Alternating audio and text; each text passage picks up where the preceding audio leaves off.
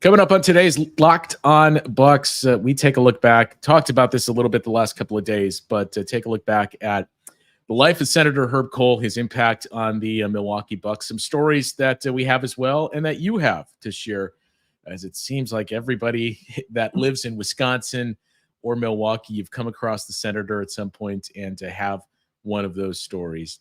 Also, the Bucks make an addition to the coaching staff. Who is Trevor Gleeson? We'll try to figure that out together and to take a look at the final game of this 4-game road trip in Cleveland against the Cavaliers. It's all coming up on another live edition of Locked On Bucks. You are Locked On Bucks, your daily Milwaukee Bucks podcast, part of the Locked On Podcast Network, your team every day. Welcome into Locked On Bucks. I'm Justin Garcia. You can hear me on the Bucks Radio Network.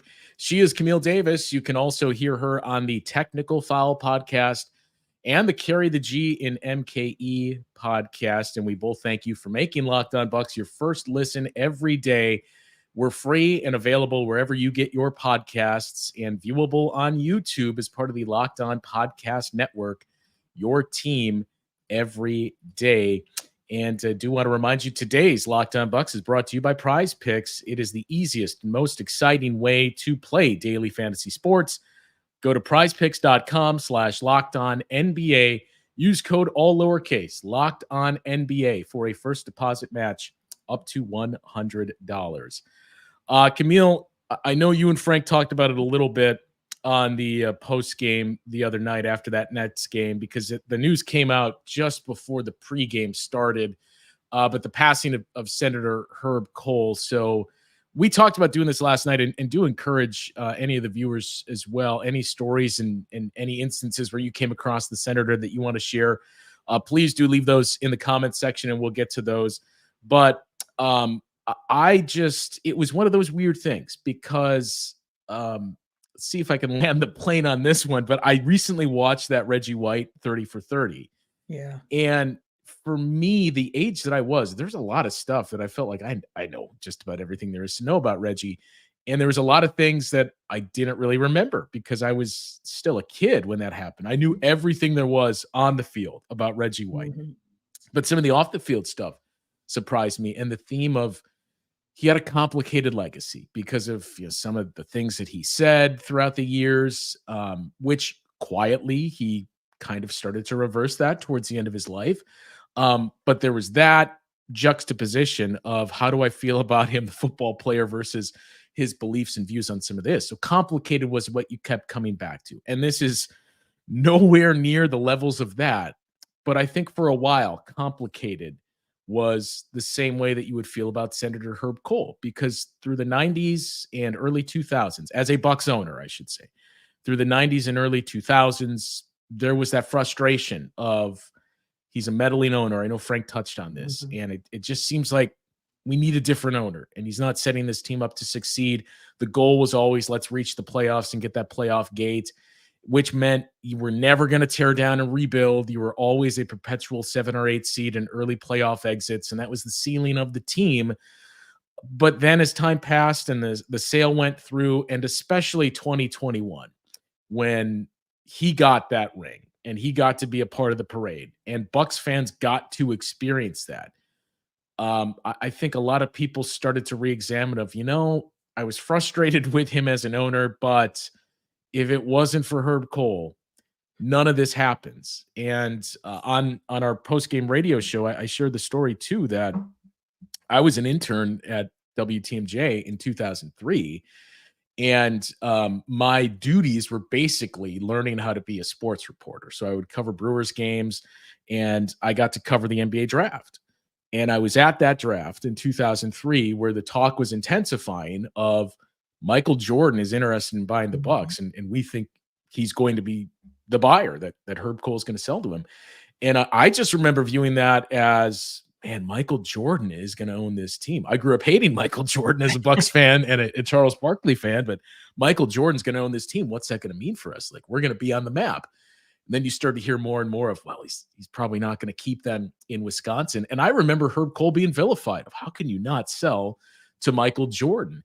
There were all those stories that at the time you just thought like, man, what is going on here? But I can't tell you how many other owners, especially now with how much of a business it's become, would have done those same things that Herb Kohl did. And the story that Ted Davis just mentioned, the former voice Yeah. of the Bucks yesterday too, that Steve Ballmer basically offered twice as much as the ownership group, but he was going to move the team to Seattle, and Herb Kohl still said, "No, thanks. We'll keep it here." That you look at what's happened in Oakland with the A's, with the Raiders, and I know that weren't new sales. Go back to Clay Bennett and the Thunder and all of these ownership changes where the previous owner was just, I don't care. I'm getting money here. I'm getting out of here. It's your problem. You figure it out.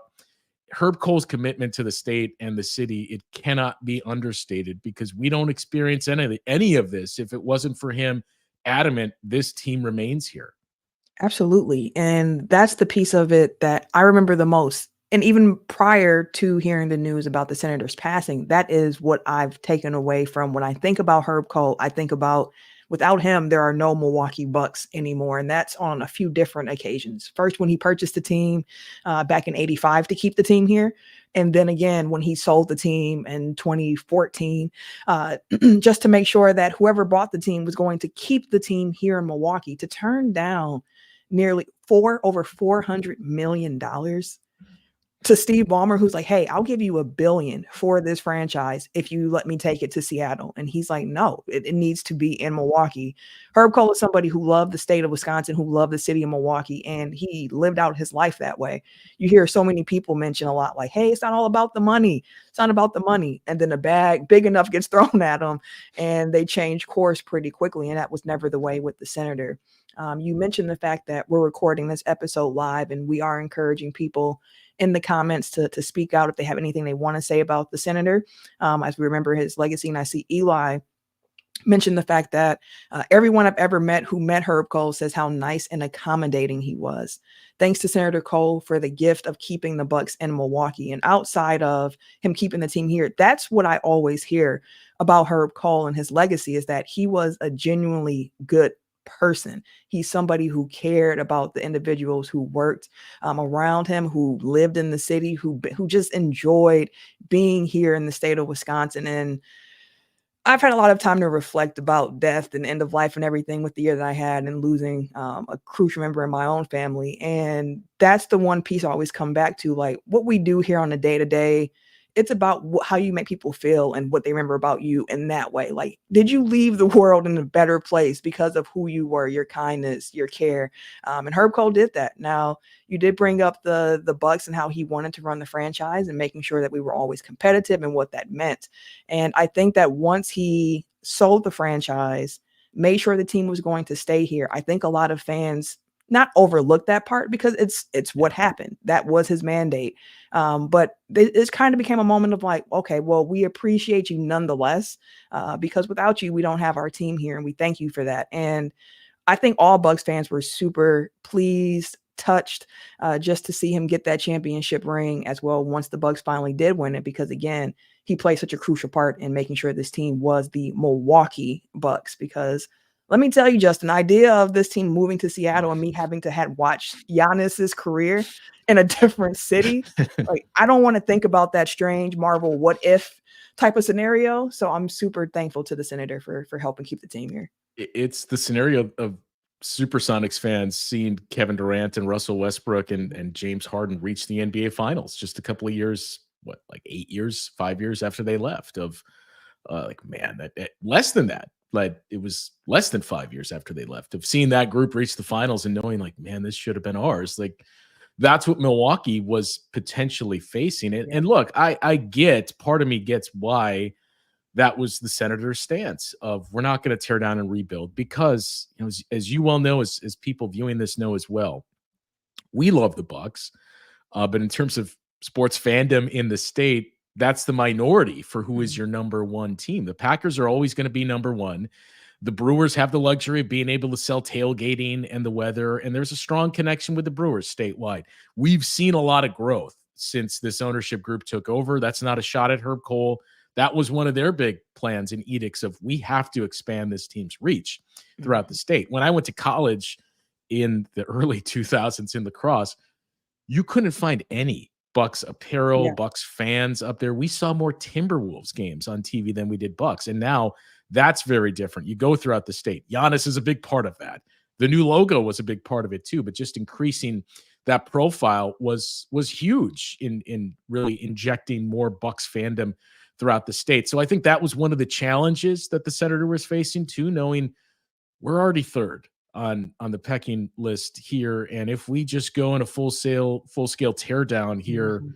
who knows what that's going to mean for this fandom moving forward. Is there was always this love affair with hockey too, of man, I wish there was an NHL team here instead. So these were all things that Senator Herb Kohl was grappling with, but again, just keeping the team here. And the more stories that have come out that you've heard about the financials that he's turned down, other deals to make sure this team has to stay here, is truly remarkable. And again, it's not common, especially now in this era of sports ownership. I started working for the team in 2015, so it was just after Herb Kohl had sold. So I didn't have the experience of working for the Senator in that regard. But every single person I know, once Herb Kohl met you, didn't matter what you did, he knew who you were. He remembered you. There's a few that I work with still that worked with him quite a bit, not just with the Bucks, but prior to that in the Senate office as well, that were parts of the Bucks franchise that have nothing but the most glowing and positive things to say about Senator Kohl and things that he did for their families and Mhm. them. And I know this story came out as well, but I remember very early into me working for the team, hearing stories about the sale and what Herb Kohl did for people with that money that he had to have given out. I don't even want to speculate how much. I know there were some that received quite a bit, seven figures from that sale from Herb Kohl. Every single Bradley Center employee got a check for at least $500. And the amounts that he gave away range. And then, oh, by the way, just giving away $100 million through the sale of, I'll help you build this arena too, which all these things, you're not going to see that ever again from anybody in ownership anywhere. And that's the unfortunate part, is how special he was, how many lives that he touched, not just in sports and everything that he did. When you think about his impact in retail in this state, politics, where doesn't matter what side of the aisle you were on. I've heard a number of people in the last few days say, I may not have aligned with him politically, but I respected him. He was a good man. I wish we had more politicians like Herb Kohl these days. And that's the unfortunate part, is the impact that he made. I know Frank mentioned this as well, that people talking about a statue for Herb Kohl, Mhm. and he said immediately he didn't want that. Even at the parade, I remember I saw him there because I got a chance to be a part of that, and I saw him in the car that he was in, and just the smile on his face. And I couldn't tell you how many people came up to him as we were getting set to get things started and told him those same things of thank you for keeping the team in Milwaukee. And just, the way that he kind of brushed it off and would just say, I heard him say to a few people, I wasn't the only one, but I appreciate it. And, the impact that he had, I do really hope he knows, or he knew, how much of an impact he did have on fans of the Bucks, the city of Milwaukee, the state. You got the sense that he was aware. He was just a very modest guy. Mhm. But that statue needs to be erected and go up. I know that was your wish, that you don't want it, but I'm sorry. None of this is possible without you. So we're putting a statue outside of the arena in Herb Kohl Way. Absolutely, absolutely, and I'm here for that as well. You had a lot of great points that you mentioned, and I see Eric in the comments also pointed out to something that you mentioned about the way that Herb Kohl looked to develop the Bucks, keep them competitive no matter what. And Eric's comment says, in light of the Pistons' current streak, that's the downside of tearing it down. Like, you don't know exactly what you're going to get out of that. And with it being a small market franchise here in Milwaukee, Herb just said, hey, I want to make sure that people, if they're coming to a Bucks game, they know at least it's going to be somewhat competitive, even if that competition isn't championship level. And to be honest with you, like, my fandom of the Bucks actually grew during those really lean Bradley Center years, because I was a college student, wanted to do something, didn't have much money, but it was very cheap at that time to go to Bucks games. And I went to Bucks games almost every home game for a stretch there, just because it was affordable. It was great entertainment. And it took my fandom of the Bucks to a whole different level at that point. Watching, Brandon Jennings, Carlos Delfino, Ersan Ilyasova, watching those teams, cheering and thinking like, hey, this Monte Ellis, Brandon Jennings backcourt might really be able to do it. So I'm truly thankful for the time. And honestly, going through those years made the championship that we did get a few years ago even more sweet. I think Frank and I are basically the same age because we've talked about our experiences as Bucks fans before. So a little bit older than you, Camille, but same for me. I grew up absolutely in love with basketball from the moment that I saw it, and the Bucks were a terrible team for most of my young life, but it didn't matter. I still loved going to the Bradley Center and viewing those god awful Bucks teams in the early terrible uniforms before the transition to the purple era, and sitting through Blue Edwards and Todd Day and Eric Mobley and Brad Lohaus. But I didn't care because I got to go to the Bradley Center and watch basketball, and going there too, just to see other players that would show up too. None of that is possible if Senator Herb Kohl didn't do what he did in 1985 and then throughout the years as well to keep the team here. So truly, I know a lot has poured in the last couple of days, but a special man, and he had an immense impact on this city and community, and especially on the Milwaukee Bucks. So I know the Bucks have said too, they plan on doing something in the coming weeks, some type of service for him. The next home game is obviously New Year's Day, and there is going to be some type of tribute and moment of silence for him there. And it's going to be interesting to see the emotions in there too. As I mentioned, a number of people that I work with there have known Senator Kohl for quite a long time. So seeing that, and it was just a strange day when that came out on Wednesday, because it was about 30 minutes before our pregame started, and seeing the news and then waiting to confirm it, and then figuring out, and what am I going to say here, and how do we handle this news, and working with the team to get some type of statement out, which I know you and Frank had gone over and mentioned before as well. Adam Silver putting out a statement everywhere. We saw the Packers do it. I think the Brewers, that again, that was his reach and the impact that he had throughout this state. So a very, very special man and philanthropist is the number one word that's going to be attached to Herb Kohl, and rightfully so, for the impact that he had on the Bucks, and not just them, but Milwaukee and the entire state of Wisconsin. When we come back, we're going to switch gears here and talk a little bit about the other piece of news that came out right around the same time that Herb Kohl news, tragic news, broke, and that is the addition to the Bucks coaching staff that they made. Some would argue long overdue. Maybe this was in the works for quite some time, but they do finally make that addition. We'll get into it after the break.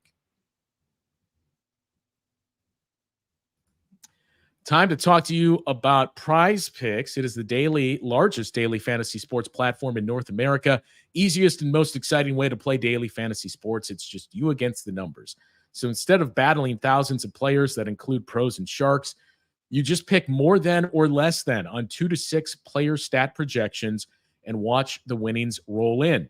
With basketball season here, you can now pick combo projections across football and basketball from the Specials League.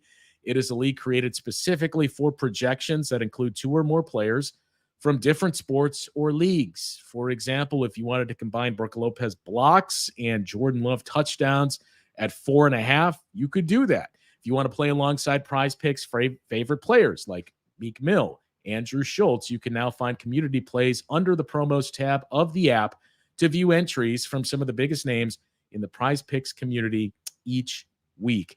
Go to prizepicks.com/LockedOnNBA and use code LockedOnNBA for a first deposit match up to $100. That address again is prizepicks.com/LockedOnNBA and use that code LockedOnNBA, LOCKEDONNBA, for that first deposit match up to $100.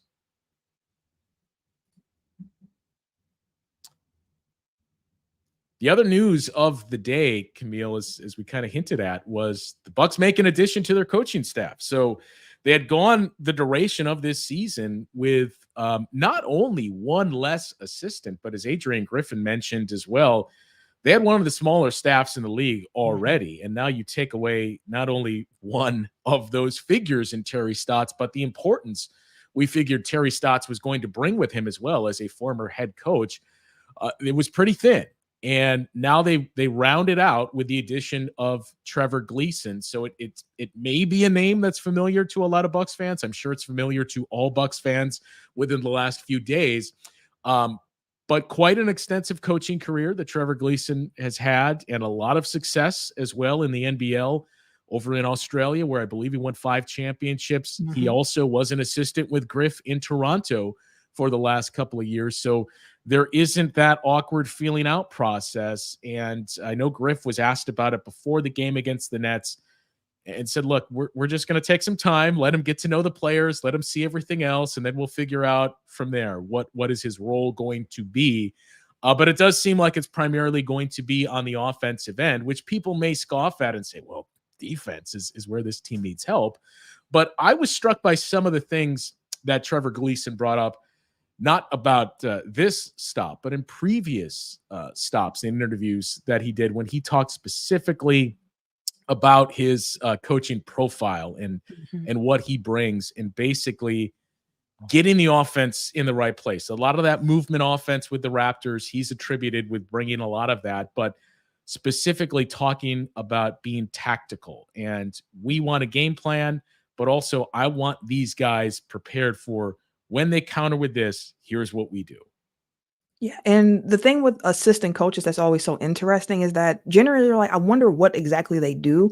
And unless they come out and say it themselves, you're kind of like, I'm not exactly sure what role you're bringing here to the team. So when Griff talked about bringing Gleeson on board and mentioning the fact like, hey, for at least the first couple weeks here, he is really just here to observe the team, figure things out, get to know everybody, get comfortable with the system that we currently have in place on both sides of the ball.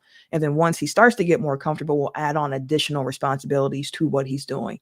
And one thing that Griffin did mention immediately is like, I know for sure scouting will be part of that for us. So seeing that Bucks hired a new assistant coach, I'm like, I need to try to find as much information as I possibly can about who he is, his philosophy, what he brings to the table. And you mentioned the fact that he's credited a lot with the Toronto style of play with ball movement.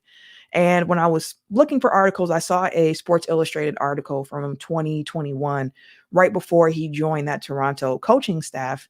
And he made a point to say like, hey, I'm a fan of flexed out offenses. And you don't tend to see that as much in the professional level here in the NBA because you have so many gifted scorers who can go and get a bucket. The shot creation is off the charts. You don't necessarily need to predicate your entire offense around ball movement like you would with youth basketball. But he's like, hey, I think that this is something that could be actually beneficial on the NBA level as well.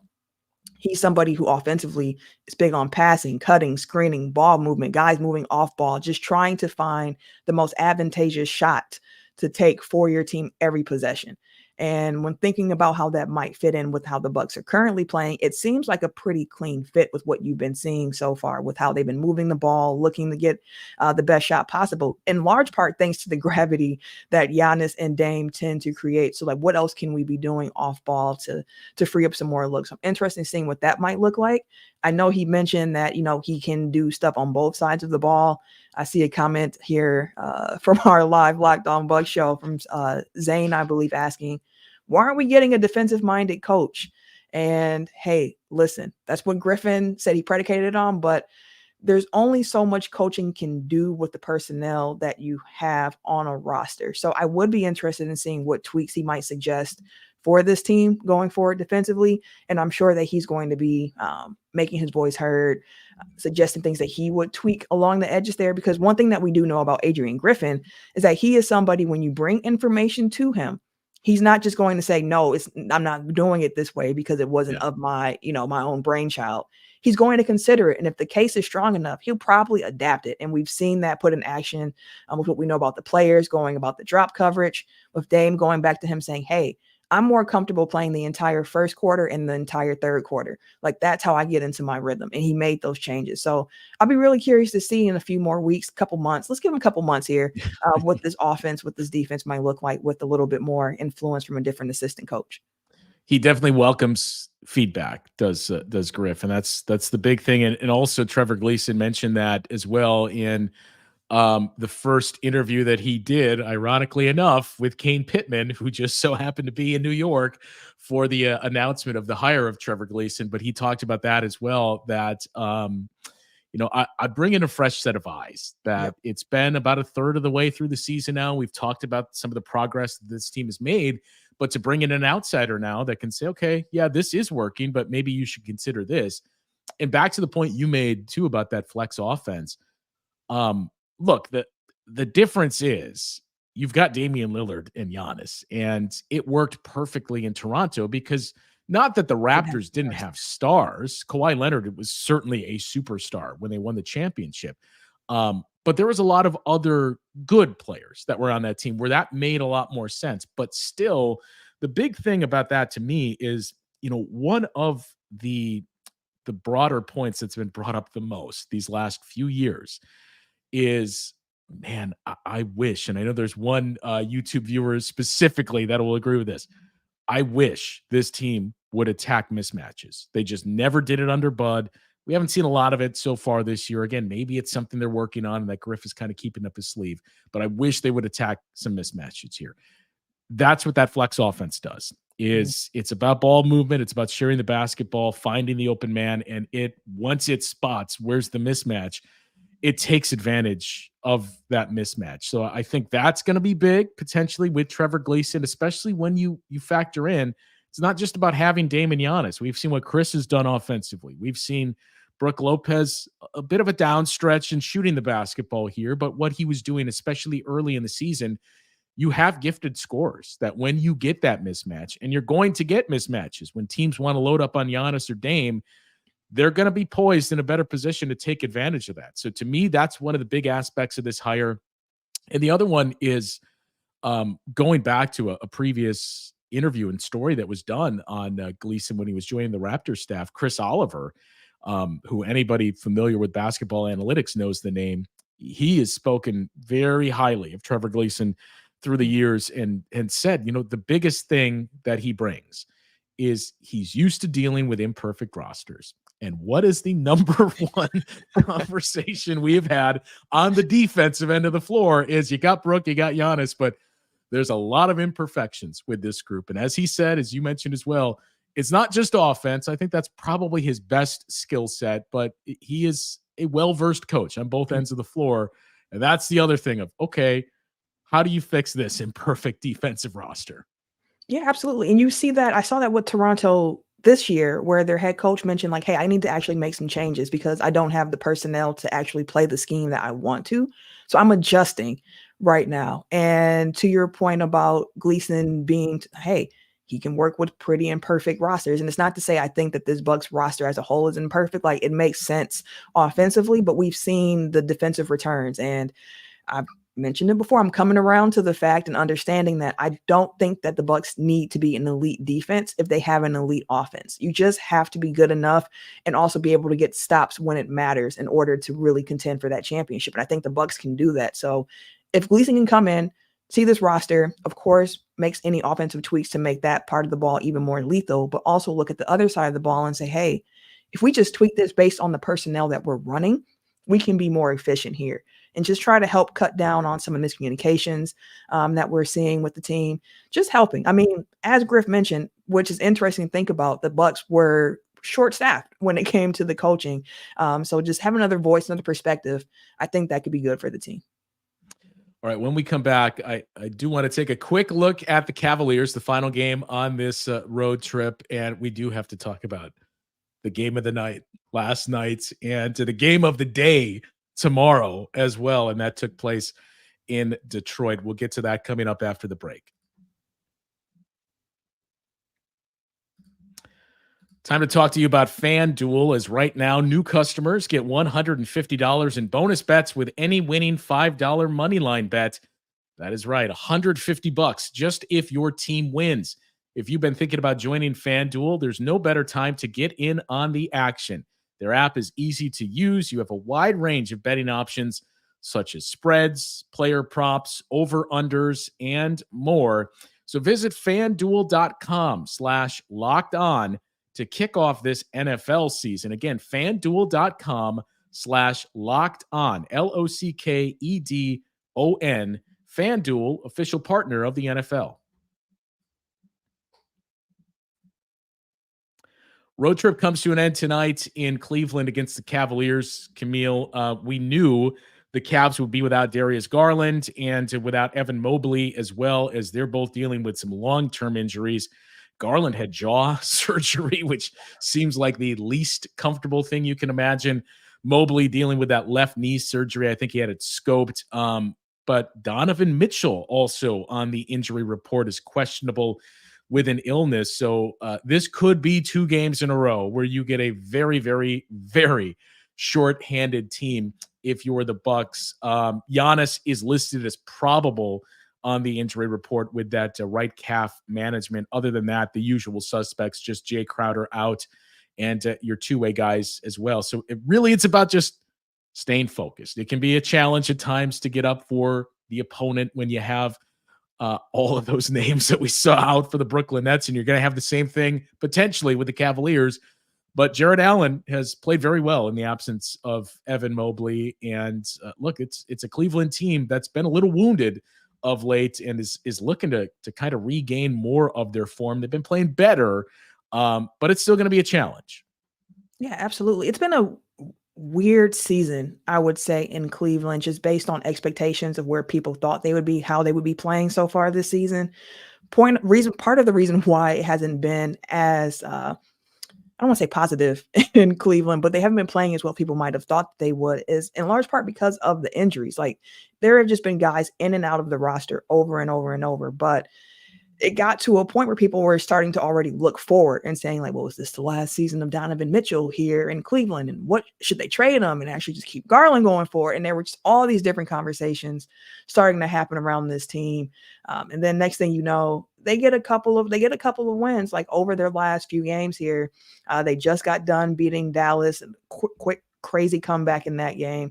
They beat Chicago. So they're coming in on a 2-game winning streak. Of course, if they don't have Donovan Mitchell out there tonight, changes the equation. But as we saw in Brooklyn the other night, you still have to come and play. You cannot play with your food. You can't think because, oh, they're missing X, Y, and Z here, we can just come in and do what we want. Like, you have to still honor the game, play it the right way, take care of business. And if this team is as wounded as they look like they might be, you come in and you go for that kill, and you got to take care of business, take care of it early. Hopefully we have a game here where we're seeing Robin Lopez sipping tea pretty early in the fourth quarter, because you don't need to, waste those minutes in the fourth, still trying to get a win here when, it looks, if you're just looking at talent, like who's playing in this game, you're like, hey, the Bucks should win this game here. So hoping that it's one of those games. But again, as we've seen, nothing's ever necessarily guaranteed. So you got to take care of business.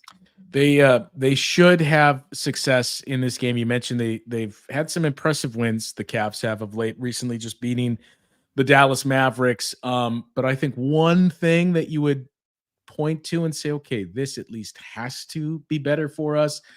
I know there's been a growing amount of consternation around Brook Lopez. It does seem as though the optics around it are not entirely fair. That Brook Lopez has been under attack for the last couple of games, especially you go back to that Christmas Day game against the Knicks.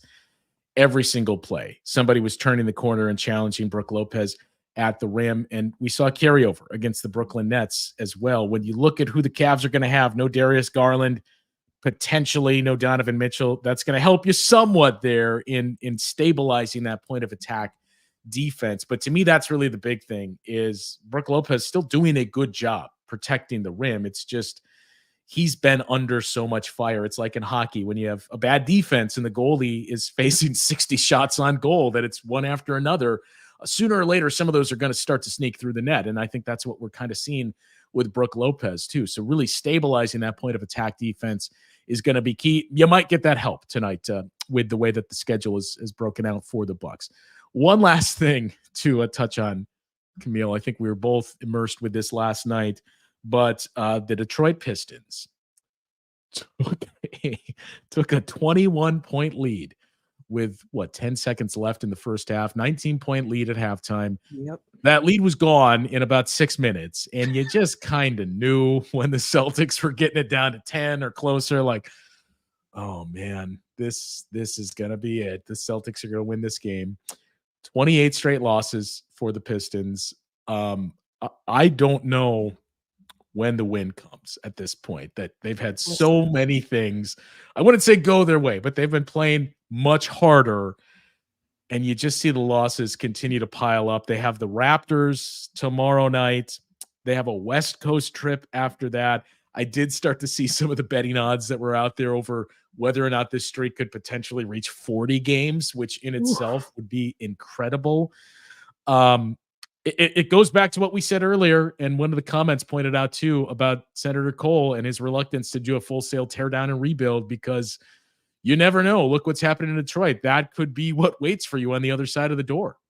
It could. And I just got a couple quick things before we get out of here about the Pistons. One, I hope that Bucks fans that were watching that game were looking like, oh, look, the Celtics are down big to the Pistons. Like Bucks fans, we're going crazy. The Celtics didn't have Jaylen Brown. That changes everything. Right. Like when we were playing Portland, it's like, why is this so difficult? Like, I get it for sure. Like we just mentioned with Cleveland, like based on what the paper says, like, yes, you should, but these are all NBA players. They're all going to be playing super hard. And the Celtics couldn't make a 3-pointer to save their lives in the entire first half, it felt like. So that was part of it. But I'm going to be optimistic here. They play the Raptors tomorrow on Saturday, but the Raptors will be on the second night of a back-to-back. The Raptors are actually playing Boston tonight, I believe, in Boston. I think it's in Toronto. It's in Toronto? Okay. And then they go to Detroit then. So listen. The Raptors might be it. It might be it. It might be it. They could end 2023 with a win.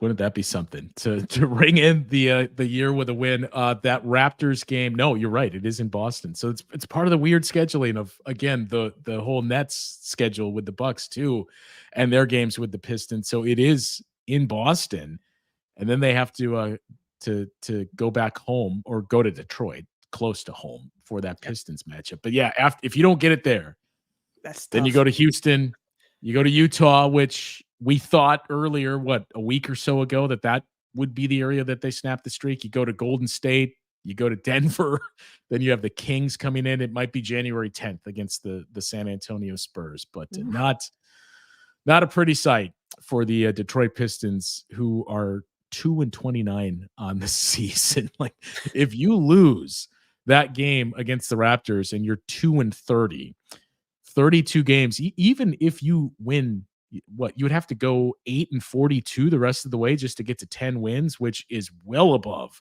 3 times as high as their win rate so far this season. Crazy. So it has been amazing what we've seen from the Pistons, and a Pistons team, by the way, the Bucks are going to see a couple of times in January, and same with this Cavs team. So Central Division, you're going to see a lot of those matchups on the schedules as we flip the calendar to January for the Milwaukee Bucks.